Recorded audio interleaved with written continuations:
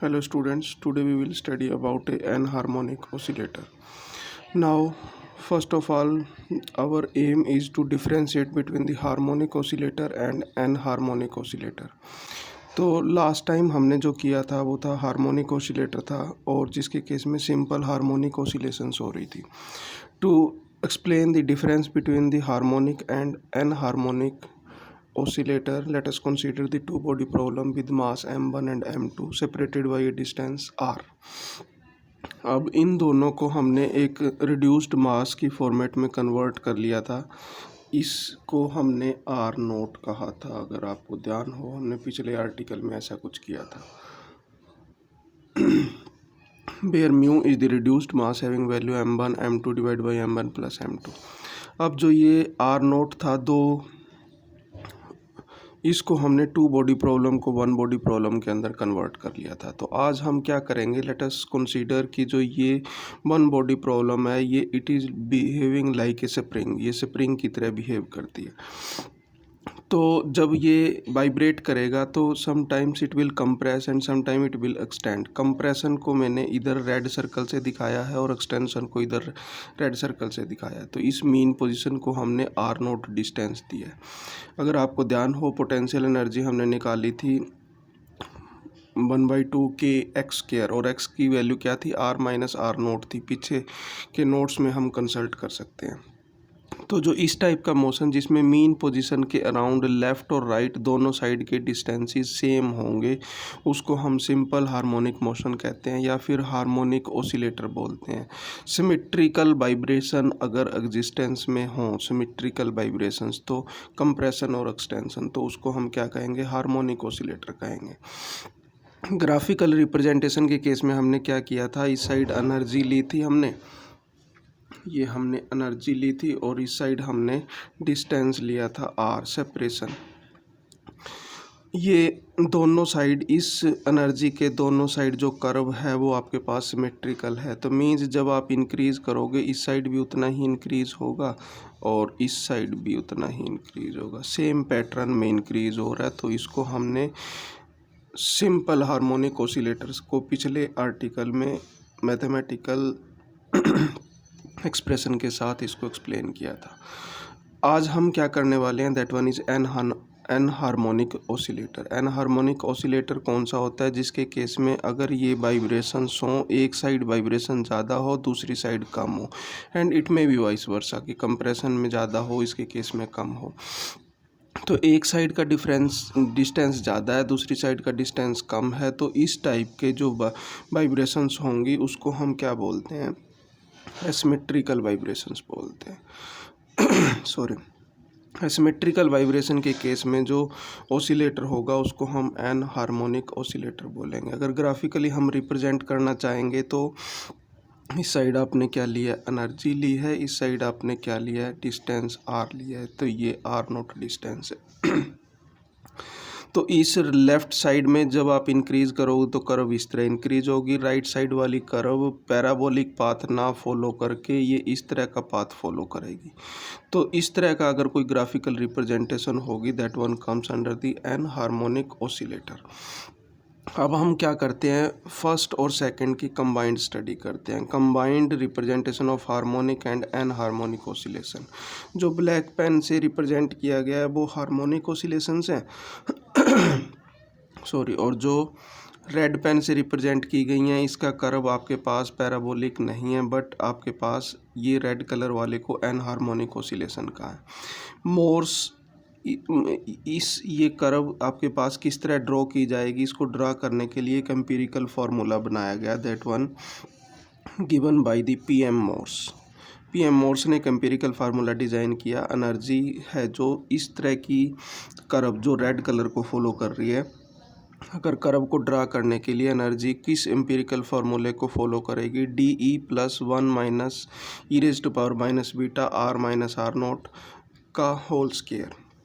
इस तरह आपके पास फॉलो करेगी. भैया डी ई क्या है, डिसोसिएशन एनर्जी, यहाँ से लेके यहाँ तक के जहाँ से कर्व की सैचुरेशन आनी स्टार्ट होगी, इस पॉइंट से इस पॉइंट के बीच की जो एनर्जी होगी उसको हमने क्या कहा है, dissociation energy, represented by D E.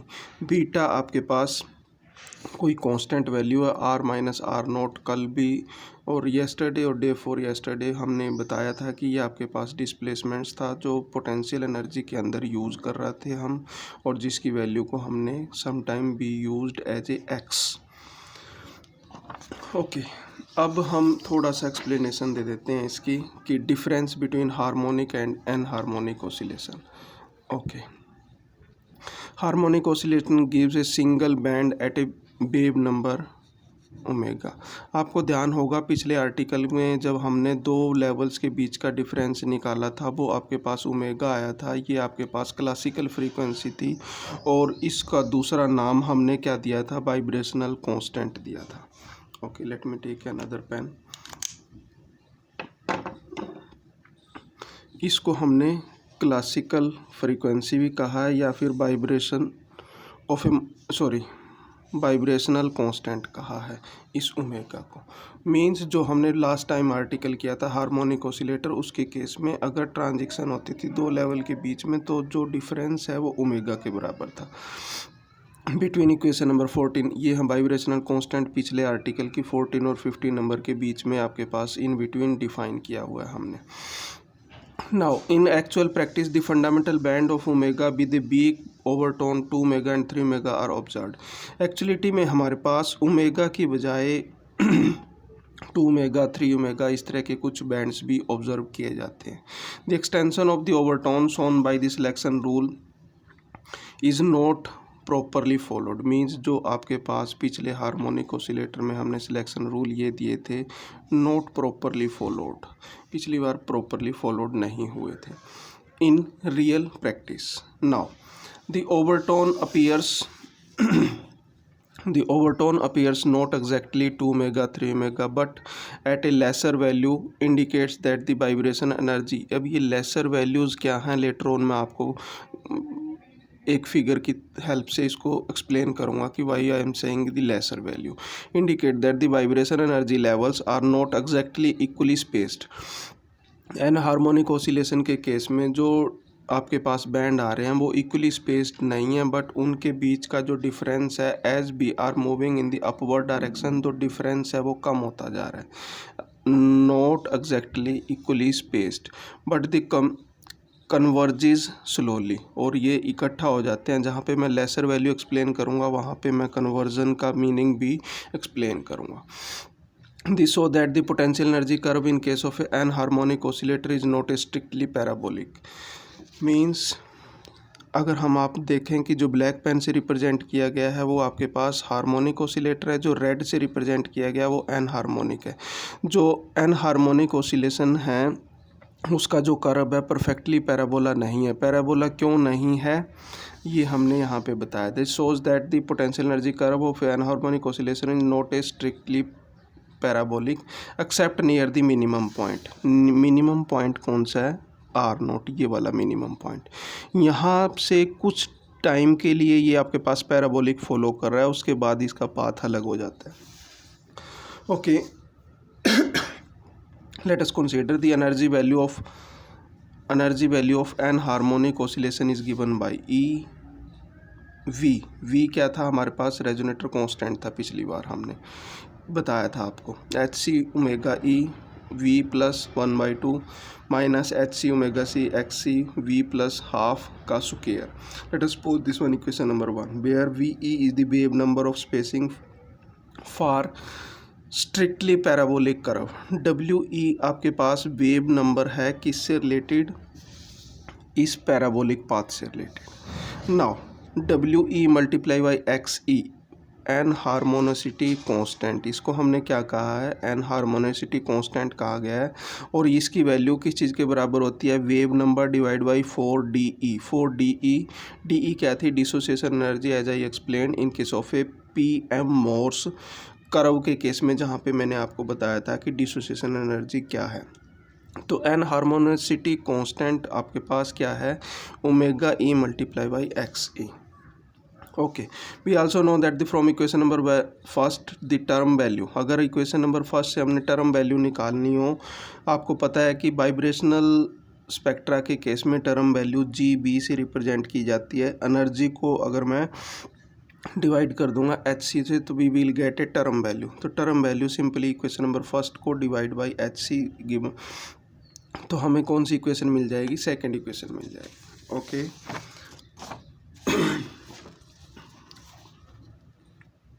from equation number second we can conclude that the separation of the energy level in case of anharmonic oscillators are not equidistant।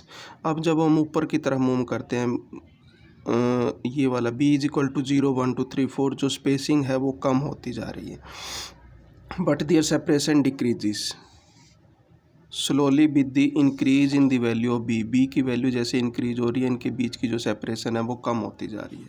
अब हम बात करते हैं कि डिसोसिएशन एनर्जी, ये वाली एनर्जी जहाँ से कर्व हॉरिजेंटल होना स्टार्ट हो जाता है, वहाँ से लेके ग्राउंड लेवल के बीच का जो डिफरेंस है उसको हम डिसोसिएशन एनर्जी कहते हैं। इसके बाद एटम सेपरेट आउट हो जाएगा, और सेपरेट होने के बाद जो एनर्जी बचेगी that one energy is utilized in the format of kinetic energy of the atom. When the molecule receives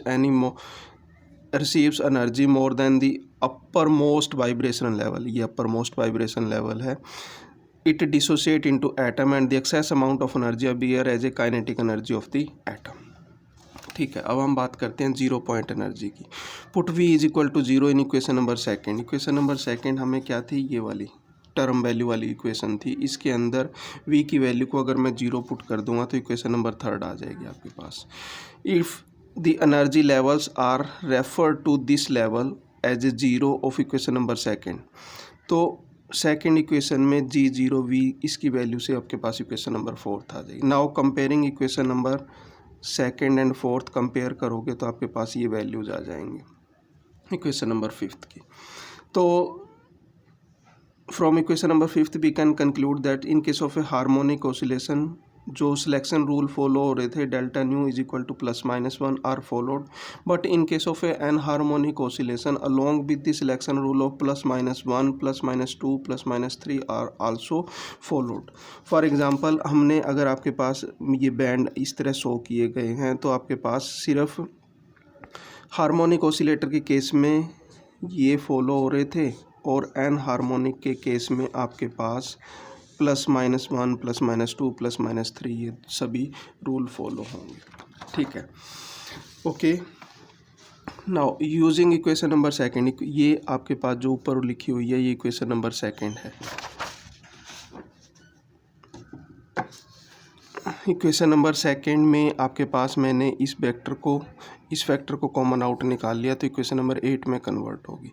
अब इस इक्वेशन 8 के अंदर हम इन दोनों की डेल्टा जी निकालते हैं। डेल्टा जी क्या है, किस किस चीज़ का डिफरेंस है, G V minus G V, V की वैल्यू 1 2 3 जैसा मैंने आपको बताया एन हार्मोनिक ऑसिलेशन के केस में सिलेक्शन रूल 1 2 3 इस तरह फॉलो हो रहे हैं, और इसमें से ग्राउंड लेवल वाली b इज इक्वल टू 0 वाली वैल्यू को माइनस कर देंगे। मैं इसको केस वाइज एक्सप्लेन कर रहा हूँ। फर्स्ट केस है v is equal to 0 and b is equal to 1, यहाँ पे 1 रख लो, यहाँ पे 0 रख लो।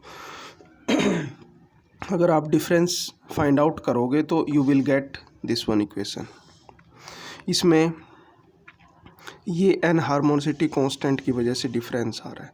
Second b is equal to 0 और b इज इक्वल टू 2, यहाँ पे 2 रख लो, यहाँ पे 0 रख लो, तो आपके पास ये वाली वैल्यू आ जाएगी। इसी तरह b इज इक्वल टू 0 और 3 रख लो तो आपके पास ये थर्ड वैल्यू आ जाएगी। मीन्स इक्वेशन नंबर ये 10th आ गई, ये 11th आ गई, ये 12th आ गई। अब इन 11th 12th और इससे हम ये वाले प्लॉट करते हैं, तो अगर फर्स्ट इक्वेशन के अकॉर्डिंग प्लॉट करेंगे तो आपके पास इक्वेशन ये लाइन आएगी फंडामेंटल। अब इसके बाद आपके पास डेल्टा न्यू के +-1 के साथ आपके पास ब्लैक लाइन के ऊपर आपके पास वो आना चाहिए थी लाइन, लेकिन लाइन एक्चुअलिटी में कहाँ पे आएगी, रेड, जहाँ पे मैंने रेड डैश्ड लाइन शो कर रखी है यहाँ पे एग्जिस्ट करेगी। जो ब्लैक और रेड के बीच का डिफरेंस है वो इसकी वजह से आ रहा है, और ये किसकी वजह से आ रहा है, एनहार्मोनिक ऑसिलेशंस की वजह से आ रहा है। तो मीन्स एक साइड जब एक्सटेंशन ज़्यादा थी, दूसरी साइड एक्सटेंशन आपके पास कम थी। ठीक है, जो b is equal to 0 means first case की जो आपके पास बैंड बनेगा उसको हम क्या बोलते हैं, फंडामेंटल बैंड बोलेंगे। इसके बाद जो आपके पास ये वाला ब्लैक और रेड का कम्बिनेशन है जिसके नीचे मैंने 1 लिखा हुआ है, उसको हम फर्स्ट ऑर्डर टोन बैंड कहेंगे, और जो सेकंड आ रहा है उसको हम सेकंड ऑर्डर ओवरटोन करेंगे, एंड सो ऑन। इससे हम क्या ऑब्जर्व कर रहे हैं, एक तो इनके बीच की जो स्पेसिंग है वो कम होती जा रही है, दूसरा आपके पास एक्चुअलिटी में कहाँ पे आने चाहिए थे, जहाँ पे ब्लैक लाइन शो कर रहे हैं, लेकिन नेचुरल ऑब्जर्वेशन के अंदर ये आपके पास जहाँ पे रेड डैश लाइंस हैं यहाँ पे आएंगे। क्यों आएंगे? क्योंकि जो ये वाली टर्म्स हैं यहाँ पे दोनों के बीच का जो डिफरेंस है यहाँ पे एनहार्मोनिसिटी कांस्टेंट और एनहार्मोनिक ऑसिलेशन की वजह से ये डिफरेंस है जो वो सब्ट्रैक्ट होता जा रहा है और ये लेफ़्ट की तरफ शिफ्ट होते जाएंगे। This one is all about the enharmonic oscillator. Thank you students.